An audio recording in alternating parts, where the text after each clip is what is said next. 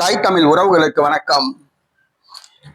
சற்று முன் அதிமுக கூட்டணியிலிருந்து வெளியேறினார். சற்று முன் அதிமுக கூட்டணியிலிருந்து வெளியேறினார் என்ற தலைப்பில் இந்த காணொளியை காண்கிறோம்.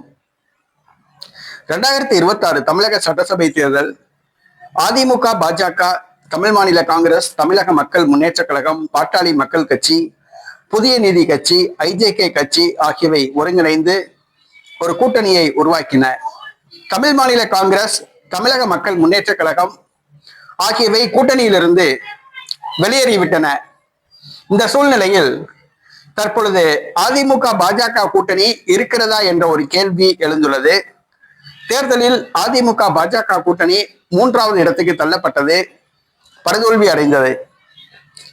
தற்பொழுது அதிமுகவை தள்ளாடி கொண்டிருக்கிறது. இந்த சூழ்நிலையில் அதிமுக கூட்டணியிலிருந்து சற்று முன் ஒரு பிரபல கட்சி ஒன்று வெளியேறியுள்ளது. ஆம், புரட்சி பாரதம் கட்சி அதிமுக கூட்டணியிலிருந்து வெளியேறியுள்ளது. இதன் தலைவர் ஜெகன்மூர்த்தி இதனை அறிவித்துள்ளார். தேர்தலோடு கூட்டணி முடிந்து விட்டதாக அறிவித்துள்ளார். கேவி குப்பம் தொகுதியில் போட்டியிட்ட புரட்சி பாரதம் கட்சி வேட்பாளர், அதன் தலைவர் ஜெகன்மூர்த்தி தோற்று போனார் என்பது குறிப்பிடத்தக்கது. கேவி குப்பம் தொகுதியில் 2006 திமுக கூட்டணியில் போட்டியிட்டு வெற்றி பெற்றார். 2021 அதிமுக கூட்டணியில் போட்டியிட்டு ஜெகன்மூர்த்தி வெற்றி பெற்றார். ஆனால் கடந்த தேர்தலில் அதிமுக கூட்டணியில் போட்டியிட்டு தோல்வி அடைந்தார் என்பது குறிப்பிடத்தக்கது. கடந்த பாராளுமன்ற தேர்தலில் ஒரு தொகுதி கேட்டார் அதிமுகவிடம், அதிமுக வழங்கவில்லை, அதிருப்தியில் இருந்து வந்தார். தற்பொழுது அதிமுக கூட்டணியிலிருந்து புரட்சி பாரதம் வெளியேறியது.